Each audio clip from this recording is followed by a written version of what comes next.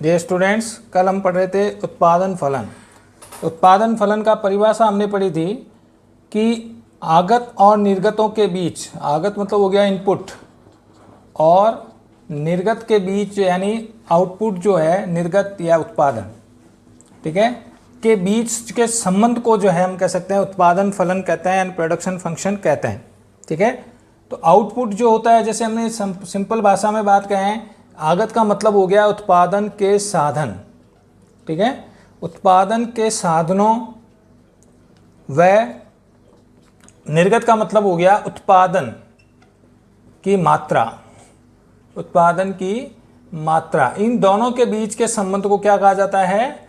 उत्पादन फलन। तो हमने कल इस संबंध में इसका फलनात्मक संबंध बताया था कि Q is function of LD यानी लैंड, L यानी लेबर, K यानी कैपिटल, और O यानी अदर जो है आपके प्रबंध और साहस। ठीक है, तो उत्पादन की मात्रा निर्भर करती है किस पर? यानी उत्पादन निर्भर करता है, उत्पादन फलन है किसका? भूमि, पूंजी, या आपके हो गया लेबर, श्रम, भूमि, श्रम, पूंजी और प्रबंध और साहस तथा अन्य में इसमें आ जाएगा प्रबंध और साहस। तो इन सब पर जो है उत्पादन निर्भर करता है। ठीक है, तो ये है आपके उत्पादन फलन का मतलब। तो फलन का हमने अर्थ पढ़ा था। फलन किसको बोलते हैं? फलन दो चरों के बीच के संबंध को दर्शाता है, जिसमें एक चर क्या होता है? स्वतंत्र चर होता है, और एक चर क्या होता है? आश्रित चर होता है। तो देखिए, ये आश्रित चर है, उत्पादन आश्रित है किस पर? ये स्वतंत्र चर हैं, भूमि, पूंजी, श्रम जो है। तो इस दोनों के बीच में फलन, F का निशान है, मतलब फलन के संबंध को दर्शाता है। अर्थात उत्पादन निर्भर करता है उत्पादन की जो उत्पादन निर्भर करता है उत्पादन के साधनों पर। ये उत्पादन के साधन है। ठीक है, तो ये हमने परिभाषा पढ़ी थी, जिसमें हमने सबसे सिंपल परिभाषा पढ़ी थी ग्रेगोरी मैंगिव की। मैंगिव कहते हैं कि उत्पादन की साधनों की मात्रा व उत्पादन की मात्रा के मध्य, उत्पादन के साधनों की मात्रा, ये उत्पादन के साधन है, उनकी मात्रा और उत्पादन की मात्रा के बीच जो है के मध्य संबंध को उत्पादन फलन कहते हैं। ठीक है भाई, तो ये तो हो गई आपके उत्पादन फलन की परिभाषा। अब हम बात करते हैं उत्पादन फलन की जो मान्यताएं हैं वो क्या होती है। तो नेक्स्ट अपना टॉपिक है उत्पादन फलन की मान्यताएं। अर्थशास्त्र में हर नियम की मान्यता होती है, बिना मान्यता के कोई भी नियम कार्य नहीं करता। तो हमने जो बात की थी कि उत्पादन निर्भर करता है किससे? उत्पादन के साधनों की मात्रा पर। तो ये अर्थशास्त्री का मानना है कि उत्पादन के जितने साधन लगाएंगे उतना ही उत्पादन होगा। ठीक है, अगर उत्पादन के साधनों को दुगुना कर दें, यानी भूमि, पूंजी, श्रम, इनको डबल कर दें, तो उत्पादन भी क्या होगा? डबल होगा। उत्पादन के साधनों को आधा कर दें तो उत्पादन भी क्या होगा? आधा होगा। तो ये उत्पादन फलन इसी चीज़ को निर्भर करता है कि Q is function of land, labour, capital और अदर, इसमें आपके आ जाएगा। तो इनसे ये उत्पादन फलन है, यानी उत्पादन निर्भर करता है इनके मात्रा। तो ये उत्पादन फलन कहलाएगा। अब इसकी कुछ मान्यताएं हैं, यानी अगर कुछ मान्यताएं आपने नहीं मानी तो ये नियम लागू नहीं होगा। क्या? कौन सा नियम? उत्पादन फलन का। तो उत्पादन फलन एक्चुअल में है क्या? उत्पादन आगत और निर्गत के बीच में संबंध, यानी इनपुट और आउटपुट के बीच में जो संबंध होता है, उत्पादन के साधनों की मात्रा और उत्पादन के बीच में जो संबंध होता है, ये सीधा निर्भर करता है ये नियम कब लागू होगा। तो उसकी कुछ मान्यताएं हैं। तो मान्यता का मतलब क्या होगा? मान्यता, बार बार शब्द क्यों आ रहा है? तो मान्यता की बात अगर कहें तो मान्यता का मतलब हो गया, मान्यताएं वे दशाएं होती है जिन पर कोई भी सिद्धांत या नियम निर्भर करता है। वे दशाएं, अगर ये दशाएं नहीं हो तो उत्पाद ये नियम लागू नहीं होगा। तो मान्यताएं वे दशाएं होती है जिन पर उत्पादन निर्भर करता है। ठीक है, तो ये उत्पादन फलन की क्या मान्यताएं हैं? तो उत्पादन फलन की निम्न मान्यताएं हैं। उत्पादन फलन की निम्न मान्यताएं है। उत्पादन फलन की निम्न मान्यताएं हैं।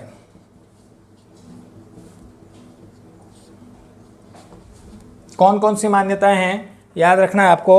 नंबर 1, उत्पादन की तकनीक स्थिर। उत्पादन की तकनीक क्या होनी चाहिए? स्थिर होनी चाहिए, क्योंकि उत्पादन की तकनीक में परिवर्तन आ गया तब तो ये नियम लागू ही नहीं होगा। तकनीक कैसे? जैसे हमने लेबर श्रमिक अकुशल श्रमिक है और उसकी जगह कुशल एक्सपर्ट श्रमिक को लगा दिया तो फिर ये नियम लागू नहीं होगा।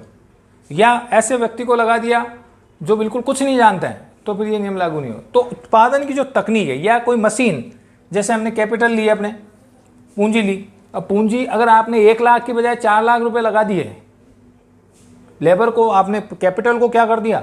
4 गुना कर दिया, तो बाकी साधनों को स्थिर रखा, तो ये नियम लागू नहीं होगा। इसका मतलब क्या होगा कि उत्पादन की तकनीक में कोई परिवर्तन नहीं होना चाहिए। तकनीक वैसी होनी चाहिए जो पहले है, ठीक है। तो उत्पादन की तकनीक क्या होनी चाहिए? स्थिर होनी चाहिए, ये इसकी पहली मान्यता है, ठीक है। नंबर 2, उत्पादन के साधनों की कीमत उत्पादन के साधनों की कीमत दी गई हो, दी हुई हो। दूसरी मान्यता क्या है कि उत्पादन के साधनों की कीमतों में कोई बदलाव नहीं होना चाहिए, ठीक है। अगर साधनों की कीमतों में बदलाव हो गया तो हम कह सकते हैं उत्पादन में ये निर्भर फलन लागू नहीं होगा। क्योंकि जैसे उत्पादन के साधनों की कीमतें डबल हो गई, माना कि उत्पादन मात्रा उतनी है, श्रमिक 4 लग रहे हैं, पूंजी इतनी लग रही है, भूमि उतनी है, लेकिन अगर इनके साधनों की कीमतें डबल हो गई तो फिर उत्पादन महंगा हो जाएगा। महंगा होगा ना, तो उत्पादन फिर उतना करेगा कि नहीं करेगा, फिक्स नहीं है, ठीक है। तो उत्पादन के साधनों की कीमतें क्या होनी, उसमें कोई परिवर्तन नहीं होना चाहिए। उतनी भूमि है, उतने श्रम है, और उनकी जो साधनों की कीमतें हैं, यानी मजदूरी भी उतनी है, लगान भी उतना ही है, जो ब्याज भी उतना ही है, उनमें कोई बदलाव नहीं होना चाहिए। तो उत्पादन के साधनों की कीमतें क्या होनी चाहिए? दी हुई होनी चाहिए, यानी स्थिर होनी चाहिए। नंबर 3, निश्चित समय। समय में कोई बदलाव नहीं होना चाहिए, क्योंकि एक समय में ये नियम लागू होता है। अगर आज हम कहें कि आज आपने इतनी ली, इतनी भूमि, इतनी श्रम लिए, आज से 6 महीने बाद लोगे तो फिर ज़रूर नहीं उतना ही प्रोडक्शन हो। 6 महीने बाद की परिस्थितियाँ बदल सकती है ही नहीं, या साधनों की कीमतें बदल सकती है, कम हो सकती है, कुछ भी हो सकता है। तो ये एक नियम हमेशा एक निश्चित समय में ही लागू होता है, ठीक है। कि किसी निश्चित समय में अगर इतनी उत्पादन के साधनों की कीमतें इतनी है और तो इतना उत्पादन होगा, ठीक है। तो एक निश्चित समय में ये नियम लागू होता है। तो समय की बात करेंगे कि समय आगे 2 तरह का होगा, दीर्घकाल और अल्पकाल। तो अगर अल्पकाल में नियम लागू नहीं होगा, दीर्घकाल में नियम अलग होगा, तो दोनों स्थितियों में अलग अलग नियम हो सकता है। तो निश्चित समय में ही ये नियम लागू होता है, ये इसकी तीसरी मान्यता है, ठीक है। नंबर 4, उत्पादन, चौथी मान्यता क्या है? उत्पादन के साधनों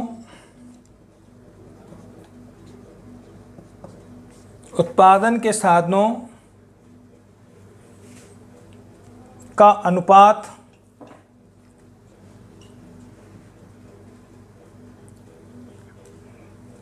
एक सीमा तक ही बदल सकता है। एक सीमा तक ही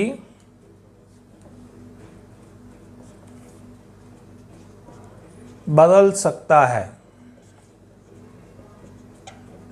देखिए, इस मान्यता का मतलब क्या है कि उत्पादन के साधनों का अनुपात एक सीमा तक ही बदल सकता है। जैसे हमने बात की थी कि जैसे आपने पढ़ा कि Q is function of land, labour, capital और अन्य। तो इनको अगर हम डबल करें तो उत्पादन भी क्या होगा? डबल होगा। इनको अगर आधा कर दें तो उत्पादन भी क्या होगा? आधा होगा, ठीक है। साधनों को डबल करें तो उत्पादन भी डबल होगा, साधनों को आधा कर दें यानी 4 श्रमिक की जगह 2 श्रमिक लगाएं, 4 लाख की जगह 2 लाख ही लगाएं, ठीक है। जमीन को, जितनी प्रॉपर्टी जमीन है उसको आधा कर दें तो उत्पादन भी क्या होगा? आधा। अगर इनको डबल कर दें तो इनको एक निश्चित अनुपात में ही बदला जा सकता है। निश्चित अनुपात का मतलब क्या होगा कि सब अल्पकाल में केवल कुछ साधनों में ही बदलाव हो सकता है। अल्पकाल में आप सबको नहीं बदल सकते हैं क्या? आप लेबर को डबल कर सकते हो, पूंजी को डबल कर सकते हो, लेकिन जमीन डबल हो सकती है। ठीक है, तो उनको एक निश्चित अनुपात में, यानी सारे साधनों को अल्पकाल में नहीं बदल सकते। आगे इससे एक नियम लागू होगा, परिवर्तनशील अनुपातों का नियम पढ़ेंगे अपन। तो परिवर्तनशील अनुपातों का नियम यही कहता है क्या कि अल्पकाल में जो है केवल कुछ साधनों में ही बदलाव हो सकता है, सारे साधनों में बदलाव नहीं हो सकता। जैसे लेबर को डबल कर दिया हमने, कर सकते हैं, पूंजी को डबल कर दिया, कर सकते हैं, लेकिन लैंड को एक साथ अल्पकाल में नई जमीन, नई फैक्ट्री डाल सकते हैं क्या? तो अल्पकाल में कुछ साधनों में ही बदलाव हो सकता है, सभी साधनों में नहीं, और इनको एक निश्चित अनुपात में ही बदल सकते हैं यानी एक निश्चित अनुपात तक ही इसको बदला जा सकता है। जैसे डबल कर दो, 3 गुना कर दो, 6 गुना कर दोगे तो उत्पादन 6 गुना बढ़े, इसकी कोई गारंटी नहीं होती। ठीक है, तो फिर सीमांत उपयोगिता हास नियम वाला वो लागू होगा, हास होने लगेगा उत्पादन में। आपने साधनों को डबल कर दिया तो प्रारंभ में डबल उत्पादन होगा, आपने 4 गुना कर दिया तो 4 गुना मिलेगा, अगर 6 गुना कर दिया आपने तो 6 गुना मिले उत्पादन, इसकी कोई गारंटी नहीं। आगे नियम, इस नियम को पढ़ेंगे अपन। तो इसका मतलब उत्पादन के साधनों को क्या किया जा सकता है, एक निश्चित सीमा तक ही बदलाव किया जा सकता है। नंबर 5, उत्पादन के साधनों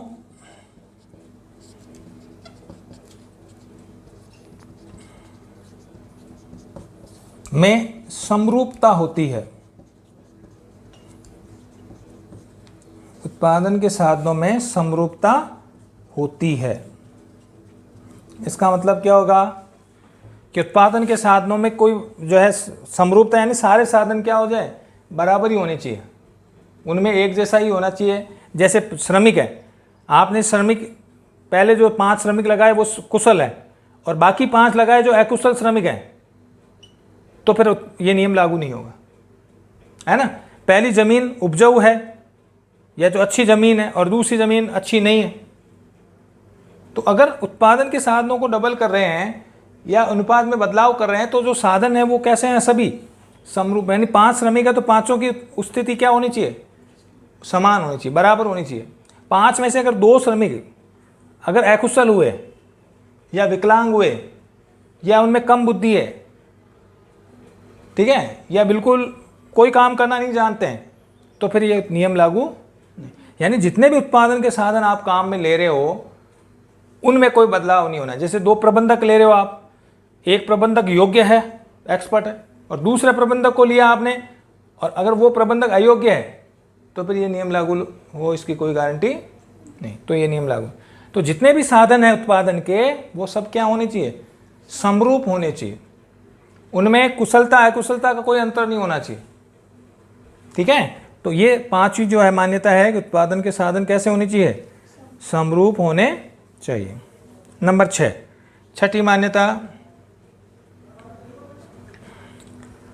उत्पादन के साधनों में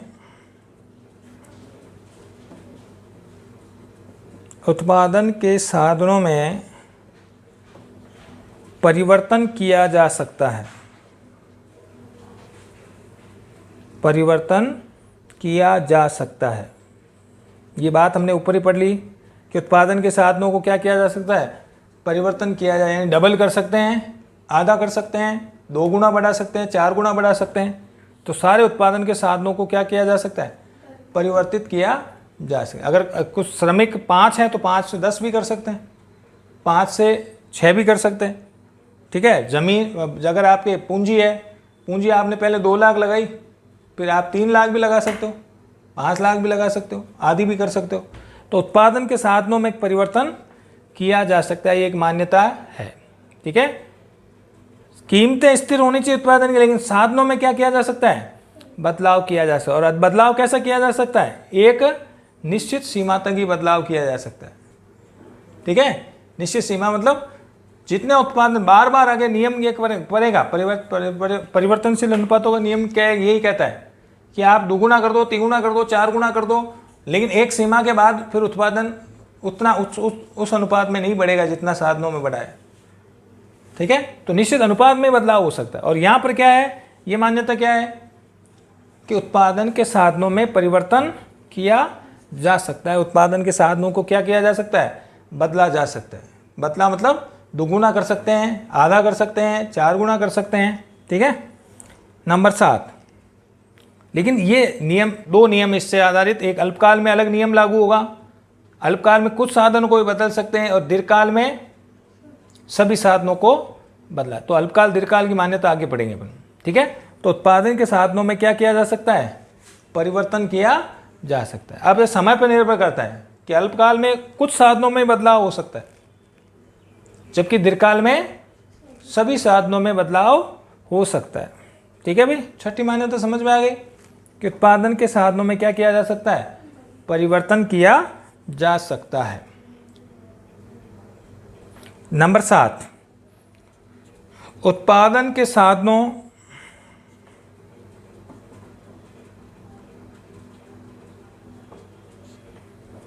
में परिवर्तन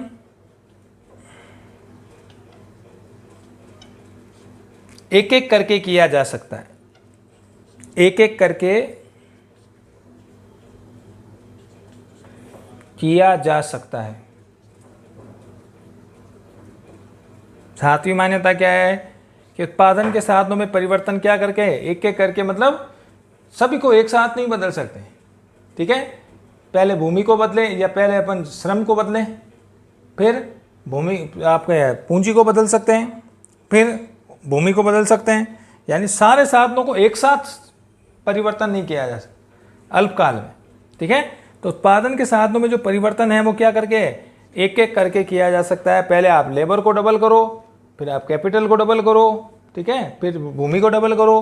तो एक साथ बदलाव नहीं किया जा सकता, एक एक करके उनमें बदलाव या परिवर्तन किया जा सकता है। नंबर 8, 8वीं मान्यता, उत्पादन के साधनों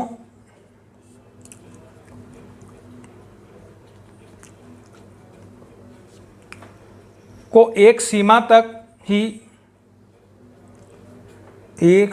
तक ही प्रतिस्थापित किया जा सकता है। प्रतिस्थापित किया जा सकता है।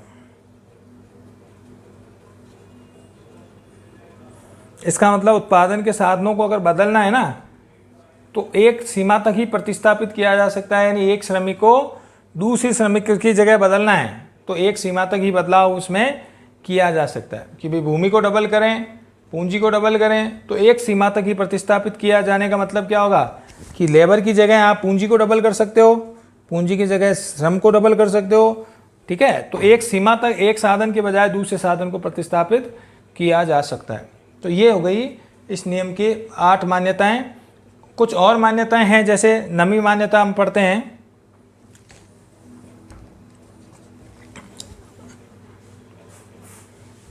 अल्पकाल में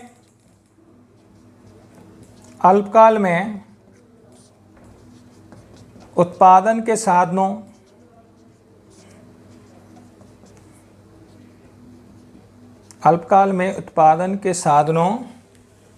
की पूर्ति बेलोसदार होती है। साधनों की पूर्ति बेलोसदार होती है। इसका मतलब क्या होगा कि अल्पकाल में उत्पादन के साधन जो हैं, भूमि, पूंजी, श्रम, इनको क्या किया, ये इनकी पूर्ति क्या होती है, बेलोसदार होती है। इसका मतलब हो गया कि इनकी पूर्ति में जो है थोड़ा सा बदलाव करने पर ज़्यादा इसमें परिवर्तन हो सकता है, ठीक है। साधनों की पूर्ति बेरोजगार का मतलब क्या हो गया कि अल्पकाल में साधनों को स्थिर रखना पड़ेगा। तो इसमें कौन से साधनों की पूर्ति, देखिए साधन अपन 2 तरह की बात करेंगे, आगे उत्पादन के साधन पढ़ेंगे ना। तो उत्पादन के जो साधन होते हैं वो 2 प्रकार के होंगे, एक स्थिर साधन और एक परिवर्तनशील साधन। उत्पादन के साधन कितने प्रकार के होंगे अल्पकाल में, 2 प्रकार के। स्थिर साधन यानी जिनको बदलाव नहीं किया जा सकता, जैसे इसमें आएगी भूमि। भूमि को अल्पकाल में बदल सकते हैं क्या, हाँ, नई जमीन हाथों हाथ मिल जाएगी क्या। जबकि परिवर्तनशील साधनों में क्या आ जाएगा, श्रम, श्रम को डबल कर सकते हैं, श्रमिक 2 5 की बजाय 10 मिल सकते हैं, 2 घंटे में, 5 घंटे में, 1 दिन में है। और पूंजी, ये क्या है, ये परिवर्तनशील साधन है, ठीक है।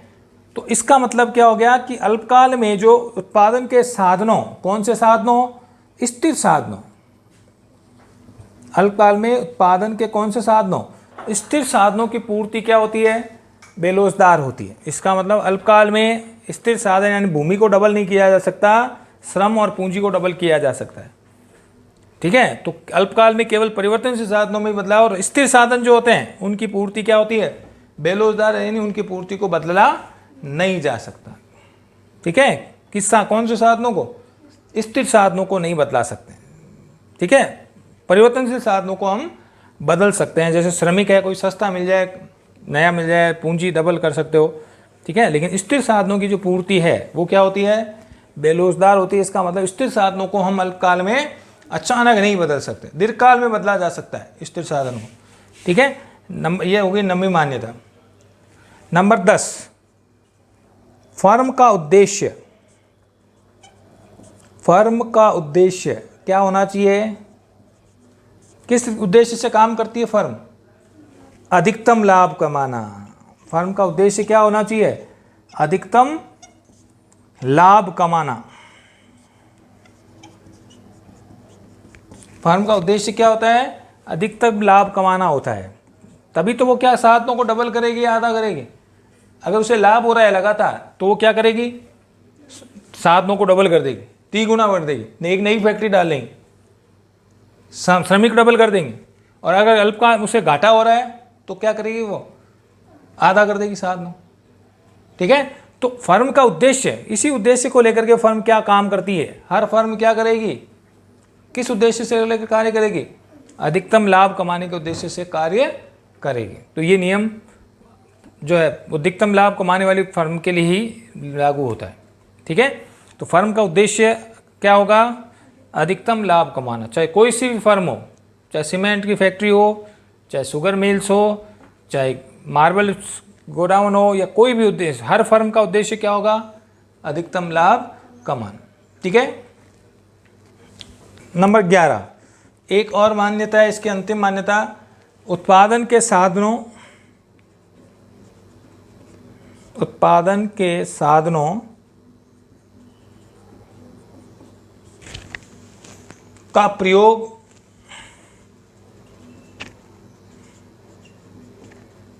पूर्ण कुशलता से होता है, पूर्ण कुशलता से होता है। इसका मतलब क्या हो गया, उत्पादन का साधन का प्रयोग, यानी जितना उत्पादन के साधन है उन सब का पूरा पूरा उपयोग होता है। श्रमिक है तो श्रमिक के कार्यों का पूरा उपयोग हो रहा है, ठीक है। कोई भी काम, उत्पादन का जो साधन है उसका पूरा पूरा उपयोग होने का मतलब क्या होगा कि उत्पादन का कोई भी साधन बेकार नहीं रह रहा, ठीक है, उनका पूरा प्रयोग होगा, ठीक है। तो इस प्रकार ये जो है आपके 9-10 मान्यताएं हमने पढ़ी है, 10-11 मान्यताएं आपके, मेरे हिसाब से सारी मान्यताएं आपके क्लियर हो गई होगी, ठीक है। क्या कौन कौन सी मान्यताएं फिर देखते हैं इसको।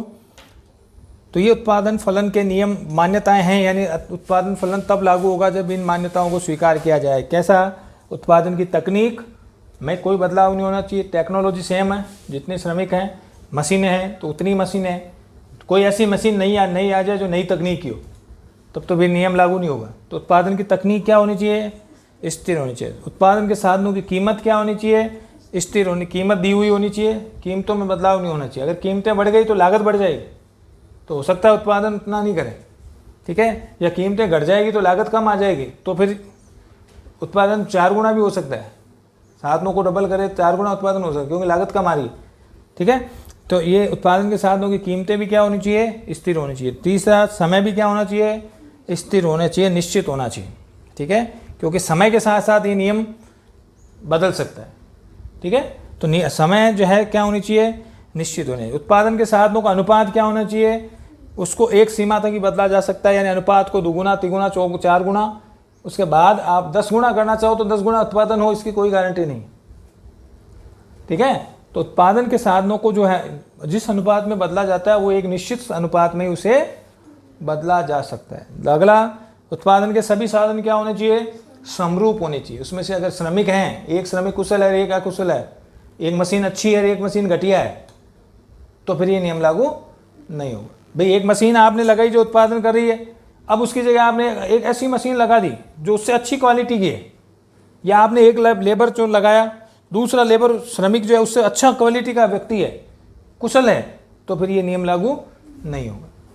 ठीक है। चौथा, साधनों में समरूपता होनी चाहिए, पहले हो गया। अगला छठा जो है, उत्पादन के साधनों में परिवर्तन, सभी साधनों में परिवर्तन किया जा सकता है, लेकिन अल्पकाल और दीर्घकाल का फर्क पड़ेगा। अल्पकाल में कुछ साधनों को बदला जा सकता है, जबकि दीर्घकाल में सभी साधनों को बदला जा सकता है। ठीक है। फिर क्या होगा? अल्पकाल में उत्पादन के साधनों में परिवर्तन क्या किया जा सकता है? एक एक करके किया जा सकता है, सारे साधनों में एक साथ परिवर्तन नहीं किया जाता। ठीक है। फिर उत्पादन के साधनों को एक सीमा तक ही प्रतिस्थापित किया जा सकता है। अगला, अल्पकाल में उत्पादन के स्थिर साधनों की पूर्ति क्या होती है? बेलो, यानी उस स्थिर साधनों को बदला नहीं जा सकता, उनकी पूर्ति जो है उतनी नहीं होती जितनी परिवर्तनशील साधनों की होती है। परिवर्तनशील साधनों को तो क्या कर सकते हैं अपन? बदल सकते हैं, ला सकते हैं। ज़्यादा भाई 10 श्रमिक है, 20 लाने में ज़्यादा दिक्कत आएगी? लाख रुपए की पूंजी 4 लाख रुपए में ला सकते, लेकिन भूमि को डबल करना पॉसिबल नहीं, जमीन ढूंढनी पड़ेगी पहले, है ना। तो स्थिर साधनों की पूर्ति कैसी होगी? कैसी होगी? बेलोजदार। परिवर्तनशील साधनों की तो बेलोजदार हो सकती है, लेकिन स्थिर साधनों की जो पूर्ति है वो क्या होगी? बेलोजदार। यानी एकदम से उनकी पूर्ति को हम बढ़ा या घटा नहीं सकते, बढ़ा नहीं सकते जानबूझ के। जमीन को जैसे 5 बीघा जमीन में आपकी फैक्ट्री है, अब आप सीधी आपको 5 बीघा और ज़मीन मिल जाए, मिलने संभव है क्या? ढूंढना पड़ेगा। ठीक है। तो इसका मतलब स्थिर साधनों की जो पूर्ति है वो क्या होगी? बेलोजदार। ठीक है। अगला, फर्म का उद्देश्य क्या होगा? अधिकतम लाभ कमाना। अल्प जो है जितनी भी फर्में जो हम नियम में पढ़ रहे हैं, उन सभी फर्मों का उद्देश्य क्या होता है? अधिकतम लाभ कमाना। यानी सारी फर्में प्राइवेट फर्में होती है और वो अधिकतम लाभ के लिए प्रोडक्शन करती है। अगर उन्हें अधिक लाभ हो रहा है तो वो सारे साधनों को डबल करके उत्पादन को डबल कर सकती है।